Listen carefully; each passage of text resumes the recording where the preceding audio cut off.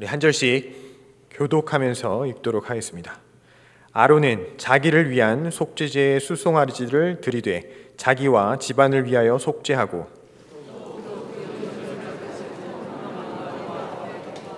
두 염소를 위하여 제비 뽑되 한 제비는 여호와를 위하고 한 제비는 아사셀을 위하여 할지며. 함께 읽겠습니다.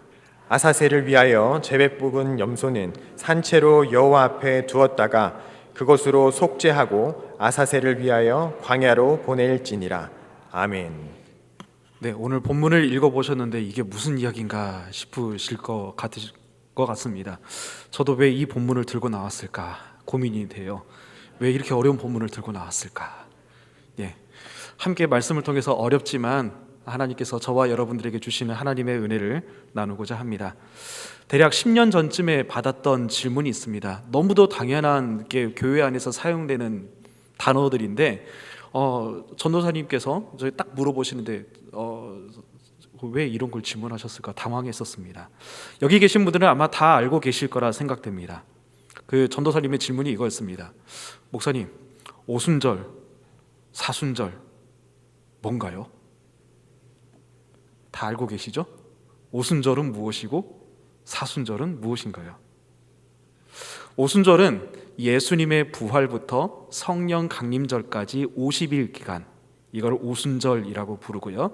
사순절은 우리 교단에서는 지키고 있지 않지만 부활절 전날부터 거꾸로 세서 40일, 이거를 사순절이라고 합니다. 우리 교단에서는 사순절을 지키지 않는 이유가 뭐냐면 자칫 잘못하면 이것이 공로주의로 흘러갈 수 있기 때문에 그렇습니다. 나는 사순절 기간 동안 예수님의 십자가와 그리고 그 사랑을 묵상하고 있는데 너는 왜 안 하고 있어? 이렇게 공로주의로 가고 비판을 할 수 있기 때문에 그렇습니다. 다만 우리가 지키지는 않지만 그 정신, 예수님의 십자가와 사랑을 묵상하면서 나를 위해서 하나밖에 없는 생명을 주신 예수님의 그 은혜를, 사랑을 깊이 생각하고 또한 감사하는 우리 모두가 되기를 소망합니다. 오늘 본문의 배경은 속죄일, 이른바 대속죄일에 대한 규례입니다. 대속죄일, 속죄일은 이것입니다. 1년 동안 이스라엘이 지었던 모든 죄가 용서받는 날, 이게 속죄일입니다. 그리고 이 날은 대제사장이 한 번이 아니에요. 하루 지성소에 들어갈 수 있는 날입니다. 왜냐하면 이스라엘의 모든 죄를 용서하는, 속죄하는 그 과정 가운데 들락날락하는 그런 과정이 있기 때문에 그렇습니다. 근데 문제는 뭐냐면 이 속죄일에 두 마리 염소가 나옵니다. 원래는 레위기 4장 13절과 14절 말씀을 보시게 되면 이스라엘의 모든 죄를 이스라엘의 범죄를 속죄하기 위해서 바쳐져야 했던 제물은 수송아지입니다. 그런데 이상하게도 속죄일에 드려지는 제사가 두 마리 염소로 바뀌어져 있습니다. 송아지가 비싼가요? 염소가 비싼가요? 예, 당연한 질문이죠. 그런데 왜 두 마리 염소로 바뀌어 있을까요?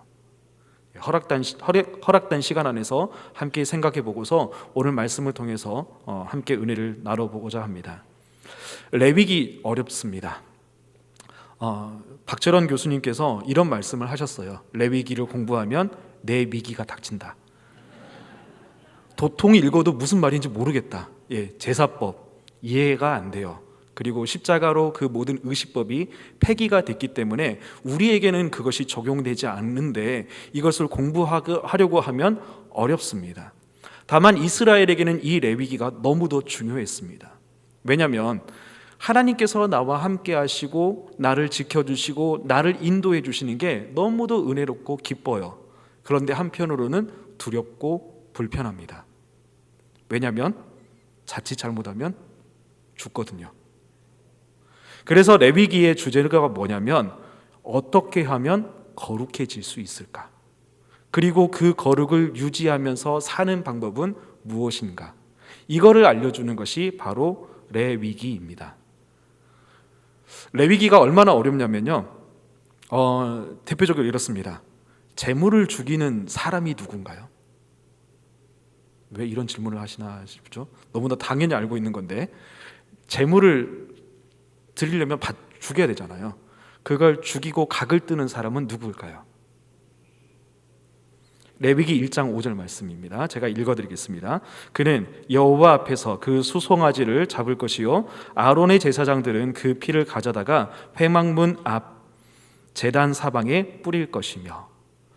말씀을 봐서는 잘 모르겠지만 기존 해석, 특히 칼빈도 그랬습니다. 제물을 도축하는 사람은 제사장이다 라고 생각을 했었습니다. 그렇게 많이 해석을 해왔는데 원문을 보시게 되면 제물을 잡는 사람은 누구냐면 봉헌자입니다. 봉헌자가 직접 가축을 죽이고요, 그리고 각을 뜨고요, 하나님 앞에 나아갑니다. 그러면 제사장은 뭐 하느냐? 옆에서 피 받아요. 피를 받아가지고 제단 앞으로 나아갑니다. 자, 그러면 한번 생각해 볼게요. 제물은 주로 집에서 길렀던 가축으로 합니다. 예를 들면 갈릴리에서 내가 살아요. 그런데 예루살렘까지 가야 돼요. 가축을 가지고. 주로 어린 양을 가지고 가겠죠. 가다가 얘가 걸어가다가 돌뿌리 같은 거 밟아가지고 발톱이 빠지면 안 돼요. 흠과 티가 없어야 되잖아요. 그러면 그 제물을 가지고 갈까요? 모시고 갈까요? 그리고 나서 그 가축을 도축을 합니다. 내가 집에서 정성껏 기르고 또한 양육했던 그 가축을 내가 직접 죽이고 내가 직접 각을 떠요. 그렇다면 사람들에게 그 제사가 얼마나 크게 각인이 될까요? 내 죄 때문에 내가 소중하게 길렀던, 내 사랑을 주었던 이 가축이 누가 죽는구나 라고 하면서 아마 죽일 때 저 같으면 좀 울면서 하지 않았을까라는 생각이 들기도 합니다. 그러나 안타깝게도 사람은 망각의 동물이죠. 그래서 그것을 잊어버리고 또 같은 죄를 짓습니다. 또 한 가지는요, 제사는 축제적인 성격도 있어요. 제사의 종류는 크게 5가지가 있습니다. 번제, 소제, 속건제, 속죄제, 화목제. 이 5가지가 있습니다. 기본적으로 모든 제사는 속죄의 기능을 가지고 있어요. 그런데 이 화목제는 성격이 조금 다릅니다. 일종의 자원제이고 감사제입니다. 가축을 딱 죽이면요, 기름은 하나님께 드리고요, 그리고 가슴과 우측 뒷다리는 제사장에게 줍니다. 그리고 나머지는 봉헌자가 다 먹어야 돼요. 문제는 뭐냐면 다음 날까지 남기면 범죄가 됩니다. 즉 만약에 물론 예외 규정도 있어요. 자원에서 드리거나 서원에서 드리면 이틀까지 먹을 수 있습니다. 그리고 3일째가 되면 불태워야 합니다. 자, 그러면 한번 생각해 볼게요. 내가 너무도 하나님께 큰 은혜를 받아서 하나님께 소 한 마리, 저 너무도 감사할 것 같아요. 그걸 만약에 바칠 수만 있다면 바쳤습니다. 기름은 하나님께 드렸습니다. 가슴과 뒷다리는 제사장에게 주었습니다. 그리고 나머지는 내가 다 먹어야 돼요. 이틀 동안에 다 먹을 수 있을까요? 못 먹습니다. 그래서 주변 사람들과 함께 먹어요. 그래서 화목제를 드리면 일종의 축제, 고기 파티가 열려지게 됩니다. 자, 레위기 어려워요. 아까 말씀드렸지만 박철영 교수님께서는 레위기는 내위기다 라고 이야기를 하셨습니다. 어렵지만 이스라엘 백성들에게는 필요했었고요. 그리고 레위기를 보게 되면 예수님의 십자가가 너무도 감사하다. 내가 지금 그대로 예배를, 제사를 드리지 않기 때문에 너무도 감사하다라는 생각이 듭니다. 이런 전체적인 배경이 있는데 오늘 2마리 염소, 속죄일의 2마리 염소는 너무도 어려워요. 그러나 함께 생각해 보면서 이 속에서 하나님의 은혜를 함께 나눠보고자 합니다. 일단은요, 속죄일은 7월 10일에 있습니다. 이 7월 10일에 있다는 이야기는 이스라엘 달력으로 7월 10일에 있습니다. 평상시와는 다르게 대제사장이 지성소에 하루 들어갈 수 있습니다. 제사장의 의복이 달라요. 그림을 한번 보여주시면 감사하겠습니다. 맨 왼쪽에 보이시는 게 왼쪽이 맞죠? 맨 왼쪽에 보이시는 게 일반 제사장이 입는 거고요. 그리고 가운데 있는 것이 평상시 대제사장이 입는 의복입니다. 많이 화려하죠? 그리고 맨 오른쪽에 있는 것이 속죄일에 제사장이 입는 옷입니다. 많이 달라요. 세마포 옷을 입기 때문에 그렇습니다. 레위기 16장 4절 말씀을 보시면 이렇습니다. 거룩한 세마포 속옷을 입으며 세마포 속바지를 몸에 입고 세마포 띠를 띠며 세마포 관을 쓸지니 이것들은 거룩한 옷이라 물로 그의 몸을 씻고 입을 것이며.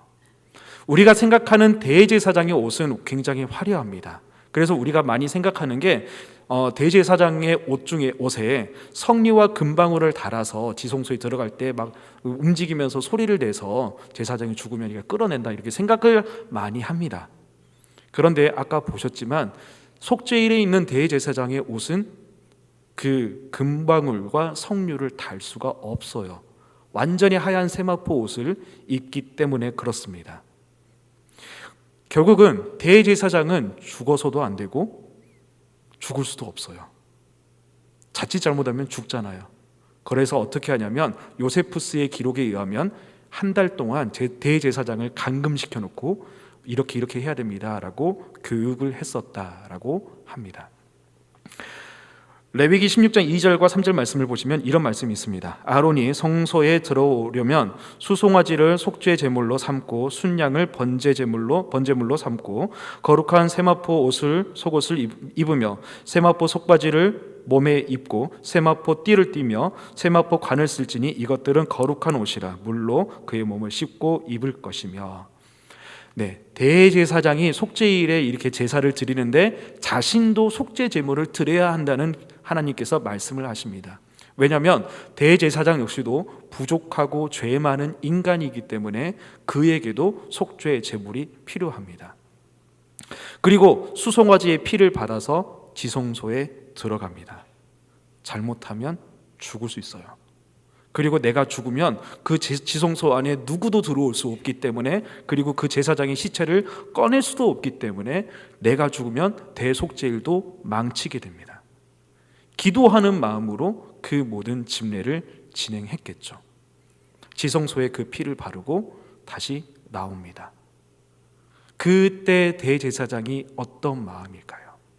두렵고 떨림으로 수송아지의 피를 받아서 지성소에 들어갔다가 지성소에 바르고 속죄소에 바르고 다시 나왔을 때, 다시 살아서 나왔을 때 그의 마음이 어떠했을까요? 여전히 죄가 있지만 나를 용서해 주셔서 감사합니다 라는 생각이 그에게 들었을 겁니다. 즉 이 속죄일은 두렵고 떨리는 날이지만 은혜와 감사가 충만한 날입니다. 박철현 교수님은 이것을 통해서 이런 말씀을 하셨습니다. 우리도 이와 같은 두려움으로 하나님 앞에 서야 합니다. 예수님께서 우리의 모든 죄를 용서하신 것 맞습니다. 하지만 그 사랑과 그 은혜를 너무도 강조하다 보면 하나님의 어미하심에 대해서, 하나님의 영광스러움에 대해서, 하나님의 두려움에 대해서는 너무도 가볍게 생각할 수 있습니다. 마치 나답과 아비후처럼 다른 불로 하나님 앞에 나아가서 마치 하나님께서 나의 모든 예배를 받아주신다라고 생각하는 그런 나쁜 행동들을 우리가 할 수 있습니다. 두렵고 떨림으로 하나님께서 기뻐하시는 모습으로 하나님 앞에 나와서 예배하는 우리 모두가 되기를 소망합니다. 속죄를 위한 속죄 제물을 보시게 되면요, 아까도 보셨지만 레위기 16장 3절 말씀을 보시게 되면 대제사장을 위하여서는 수송아지와 순양의 번제를 드리게 됩니다. 그리고 16장 6절과 11절 말씀을 보시게 되면 자기 집안과 자기를 위해서도 똑같이 수송아지와 순양을 바치게 됩니다. 레위기 4장 3절 말씀을 보시면 이런 말씀이 있습니다. 만일 기름 부음을 받은 제사장이 범죄하여 백성의 허물이 되었으면 그가 범한 죄로 말미암아 흠없는 수송아지로 속죄 제물을 삼아 여호와께 드릴지니. 아멘. 원래는 대제사장이 잘못을 하게 되면 수송아지 한 마리를 바치게 되지만 이 속죄일에는 거기에 더해서 순양까지 하나님께 드리게 됩니다. 추가로 더 드리게 되는 거죠. 그런데 문제는 뭐냐면요, 백성들을 위해서, 온 회중을 위하여서 드리는 속죄 제물이 달라졌다는 점에 있습니다. 레위기 16장 5절 말씀을 보시면 이런 말씀이 있습니다. 이스라엘 자손의 회중에게서 속죄 제물을 삼기 위하여 순염소 2마리와 번제물로 삼기 위하여 순양 1마리를 가져갈지니라. 원래는 이스라엘의 모든 백성의 범죄를 위하여서 속죄를 할 때는 제사장과 똑같이 수송아지를 바치게 됩니다. 그런데 이상하게도 속죄일에는 2마리 염소를 하나님 앞에 드리게 됩니다. 레위기 4장 13절부터 15절 말씀을 보시면 똑같은 말씀이 나옵니다. 시간 관계상 이것은 넘어가도록 하겠습니다. 다시 말씀드리자면 속죄일, 대속죄일에 모든 이스라엘 백성들 1년 동안 지었던 모든 죄를 속죄하기 위하여서 이스라엘 백성들이 바쳤던 것은 숫염소 2마리와 순양 1마리입니다. 순양 1마리가 속죄일에 추가가 됐지만 숫송아지가 숫염소로 대체가 되게 되었습니다. 염소보다는 수송아지가 훨씬 더 가치 있잖아요. 그런데 왜 염소로 바뀌었을까요? 그것도 1마리가 아니라 왜 2마리가 됐을까요? 오늘 본문 말씀입니다. 7절부터 10절까지 말씀인데요. 같이 한번 읽어보겠습니다. 시작. 또 그 2 염소를 가지고 회막문 앞 여호와 앞에 두고 2 염소를 위하여 제비 뽑되 한 제비는 여호와를 위하여 한 제비는 아사셀을 위하여 할지며 아론은 여호와를 위하여 제비 뽑은 염소를 속죄제로 드리고 아사셀을 위하여 제비 뽑은 염소는 산채로 여호와 앞에 두었다가 그것으로 속죄하고 아사셀을 위하여 광야로 보낼지니라. 아멘. 네, 1마리는 여호와 앞에서 죽고요, 1마리는 아사셀을 위하여서 광야로 보내기 위해서 2마리가 되었다라는 것을 볼 수 있습니다. 이 아사셀이 무엇인지 학자들이 굉장히 궁금해해요. 그런데 문제는 뭐냐면 이 아사셀이 성경 어느 곳에도 나오는 것이 아니라 레위기 16장에만 등장을 합니다. 그래서 해석이 어려워요. 특별히 염소를 보통 표현할 때 에즈라는 단어를 씁니다. 그런데 여기에서 사용되는 염소는 사이르라는 단어로 바뀌어서 표현이 됩니다. 이 사이르가 그래서 서양 사람들은 악마로 표현을 합니다. 악마로 표현을 하고요. 실제로 사이르를 검색해 보면 악마로 표현이 되고 또한 염소를 악마로 표현한 것도 많이 볼 수 있습니다. 그리고 아사젤도요, 그 역시 인터넷에서 검색해 보시면 악마로 표현이 됩니다. 그러니까 사이르라는 그것도 악마로 표현이 되고 아사셀도 악마로 표현이 돼요. 그런데 성경 원문을 보시게 되면 그렇게 악마로 표현하는 것은 잘못된 해석이다라는 것을 생각해 볼 수 있습니다. 에즈가 일반적인 염소를 뜻하기는 하지만 사이르는 털이 많은 염소, 즉 숫염소를 나타내고요, 아자젤은 에즈와 아자젤이라는 그 2 단어가 합성어입니다. 에즈는 염소이고요, 아자젤은 떠나다 가다라는 뜻을 가지고 있습니다. 즉 버림받은 염소, 떠나는 염소, 이런 뜻을 가지고 있습니다. 문제는 뭐냐면요, 레위기 16장 10절이에요. 제가 읽어드리겠습니다. 아사셀을 위하여 제비 뽑은 염소는 산채로 여호와 앞에 두었다가 그것으로 속죄하고 아사셀을 위하여 광야로 보낼지니라. 아멘. 네, 히브리어에는 평행법이라는 것이 있습니다. 여기에 보이는데요, 여호와를 위하여, 아사셀을 위하여, A와 B는 같은 것, 이렇게 생각하는 히브리어의 평행법이 있습니다. 그러면 여호와와 아사셀은 동격인가요? 분명히 아니라는 것을 알 겁니다. 그리고 더 나아가서 아사셀이 만약에 악신이라고 한다면 하나님께서 악신에게 제사를 드려라라고 말씀하실 리도 없겠죠. 무슨 이야기냐면 아사셀을 악마로 볼 수 없고요, 그리고 더 나아가서 레위기 16장에서 나오기 때문에 우리가 아사셀의 정확한 의미는 알 수는 없습니다. 다만 이 아사셀은 모든 이스라엘 백성들의 속죄를 위하여서 반드시 필요했던 속죄 제물입니다. 레위기 16장 9절과 15절 그리고 19절 말씀을 보시게 되면 염소 1마리는 여호와 앞에서, 즉 성전에서 성막에서 죽습니다. 다른 1마리는 광야로 내모입니다. 광야로 내몰았던 이유는 이스라엘에게서 그 죄를 멀리하기 위해서, 그리고 멀리 보내서 아사하거나 굶어 죽거나 맹수에게 잡아먹히거나 혹은 낭떠러지에서 떨어져 죽게 만들었습니다. 그것을 구분하기 위해서 붉은 줄을 목에 매달았다라고 합니다. 그런데 문제는 뭐냐면요, 붉은 줄을 매달은 이 아사셀 염소가 생명력이 질겨서 가끔 광야에 돌아다니는 현상이 생기는 거예요. 분명히 저 염소는 죽어야 돼요. 그런데 멀쩡히 살아서 돌아다닙니다. 예수님 당시에 실제로 그렇다고 해요.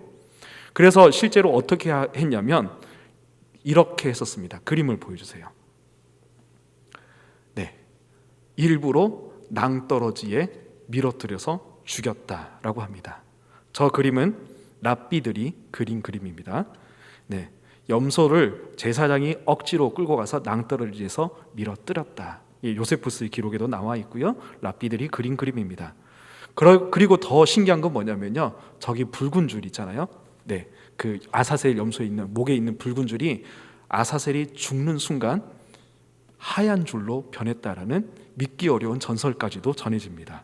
그것이 딱 염소가 죽게 되면 우리의 모든 죄가 없어졌다 하고서 제사장이 깃발을 들고요, 그 깃발을 들고 보고 멀리 있었던 사람들이 하나님께서 우리의 모든 죄를 용서해 주셨다라고 하면서 그때부터 축제가 열리고요, 그리고 우리가 너무도 잘 알고 있는 초막절로 절기가 연결이 됩니다. 자, 다시 한번 말씀드리자면 아사셀의 정확한 뜻은 알 수는 없습니다. 다만 아사셀을 이렇게 생각해 볼 수 있어요.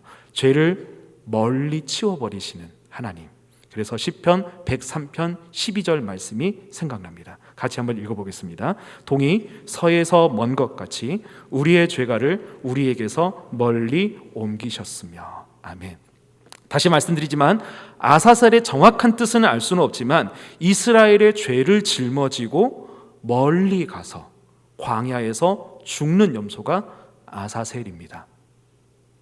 다시 한번요. 우리의 죄를 짊어지고 이스라엘의 죄를 짊어지고 광야에서 죽는 염소가 아사셀입니다. 이스라엘의 죄를 짊어지고 이스라엘과 관계없는 장소에서 죽는 염소. 죄와 관계없는 백성이 이제 이스라엘이 되고요, 죄와는 관계없기 때문에 거룩한 백성이 되어서 이제 하나님 안에서 초막절 절기를 지키게 됩니다. 아사셀 염소의 죽음을 통하여서요. 뭔가 많이 생각나지 않으세요? 아사셀 뭔가 생각나지 않으세요? 속죄일은요, 1년 동안 이스라엘이 지었던 모든 죄를 용서받는 날입니다. 대제사장은 딱 하루에 1년에 딱 하루 지성소에 들어갈 수 있습니다. 수송아지의 피를 가지고 자신의 속죄를 위해서 들어갔고요, 그리고 다시 나와서 염소의 피를 가지고 다시 들어가서 백성들의 온 회중의 죄를 위하여서 지성소로 들어갑니다. 이 속죄일에는 2마리 염소가 있습니다. 한 마리는 여호와 앞에서 성전에서 성막에서 죽었습니다. 다른 한 마리는 광야에서 죽었습니다. 죄를 대신 짊어지는 속죄의 죽음. 죄를 짊어지고 이스라엘과는 관계없는 곳에 멀리 가서 죽는 염소. 뭔가 희미하기는 하지만 예수님의 십자가가 생각나는 것은 어쩔 수 없는 것 같아요. 자, 그러면 우리 생각해 보겠습니다. 아사셀이 정말 예수님과 상관이 있을까요? 히브리서 13장 11절과 12절 말씀입니다. 함께 읽어보겠습니다. 이는 죄를 위한 짐승의 피는 대제사장이 가지고 성소에 들어가고 그 육체는 영문 밖에서 불사름이라. 그러므로 예수도 자기 피로 백성을 거룩하게 하려고 성문 밖에서 고난을 받으셨느니라. 아멘. 히브리서 기자의 표현을 빌리자면 예수님의 십자가를 히브리서 기자는 속죄일의 2마리 염소로 표현합니다. 짐승의 피는 성소에서 성막에서 여호와 앞에서 죽는 염소로, 그리고 육체는 영문 밖에서 성문 밖에서 죽는 고난을 당했던 아사셀로 표현을 합니다. 예수님은요, 신학적으로 2번 죽으셨습니다. 이게 무슨 말이냐 싶으신데요. 차근차근 설명을 드리겠습니다. 히브리어에는 시제가 없습니다. 이게 무슨 말인가 싶으시지만요, 물론 동사가 시제가 있어요. 그러나 그 동사가 접속사에 의해서 해석이 변화됩니다. 과거형이지만 분명히 과거형으로 쓰였지만 접속사에 의해서 미래형으로 해석이 되고요, 미래형이지만 접속사에 의해서 과거형으로 해석이 됩니다. 더 헷갈리는 것은 현재형이 없어서 분사, 즉 무엇 하는 사람을 현재형으로 해석을 합니다. 시제는 시간이 아니라 상태를 뜻합니다. 무슨 뜻이냐면 이겁니다. 제가 뭔가를 먹었어요. 먹었다. 혹은 앞으로 먹을 거예요. 먹을 것이다. 혹은 지금 현재 먹고 있습니다. 먹고 있다. 이 모든 것은 과거, 현재, 미래를 표현하는 상태가 아니라 사실은 제가 지금 현재 먹고 있는 상태를 표현하는 겁니다. 유대인들은 예수님을 신성모독으로 죽였습니다. 다만 그들에게는 사형 집행권이 없어서 로마인의 손을 빌렸죠. 그래서 십자가형을 당하시죠. 그 십자가형을 언도받으셨던 장소가 어디입니까? 어디죠? 어렵나요? 빌라도 법정입니다. 빌라도 법정은요, 어디 있냐면 성전 안에 있습니다. 유대인들은요, 사형 언도가 내려지는 그 순간 죽었다, 죽은 상태다라고 생각을 합니다. 죽었다, 이미 한 번 죽은 거죠. 그리고 실제로 십자가에서 죽으시죠. 우리가 아는 죽음입니다. 시간적으로 예수님은 2번 죽으십니다. 이것 때문에 공간적으로도 예수님은 2번 죽으세요. 빌라도 법정에서 죽으십니다. 이 빌라도 법정은 헤롯 성전 안에 있고요, 헤롯 성전은 솔로몬의 성전 터 위에 세워져 있습니다. 그리고 솔로몬 성전은 아브라함이 이삭을 번제로 드렸던 장소입니다. 수많은 제물들이 거기서 하나님께 바쳐졌고요, 그리고 이삭을 아브라함이 번제로 바쳤던 장소입니다. 즉 아들의 죽음에 대해서 하나님께서 누구보다 잘 알고 계시는 장소예요. 거기서 예수님이 사형 언도를 당하시고 죽으셨습니다. 골고다에서 예수님은 또 십자가의 못을 박히셨죠. 지금은 예루살렘 안에 골고다 언덕이 있지만 예수님 당시에는 골고다 언덕, 겟세마네가 예루살렘 성문 밖에 있었습니다. 죄를 짊어지고 사람들을 멀리 떠나 광야, 인적이 드문 곳, 황량한 곳에서 죽어야 했던 아사셀처럼 예수님도 십자가를 지시고 예루살렘 성문 밖에서 우리를 위해서 죽으셨던 것입니다. 속죄일의 2마리 염소를 보게 되면요, 성전 안에서 한 마리는 죽습니다. 이스라엘의 1년 동안 지은 죄를 위해서 성전 안에서 죽습니다. 예수님은요, 모든 죄를 지시고서 성전 안에서 죽으셨습니다. 아사셀은요, 1년 동안 이스라엘이 지었던 모든 죄를 짊어지고 광야에서 죽습니다. 예수님은요, 모든 사람의 죄를 지시고 예루살렘 성문 밖에서 골고다 언덕에서 십자가를 지셨습니다. 속죄일의 2마리 염소, 특히 아사셀, 완벽한 해석은 할 수 없습니다.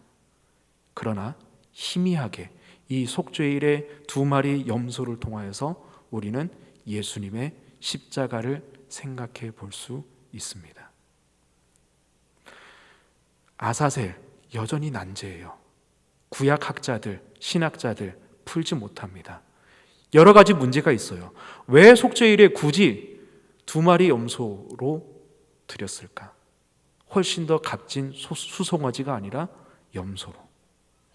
굳이 2마리 염소를 따로따로 왜 죽여야만 했을까?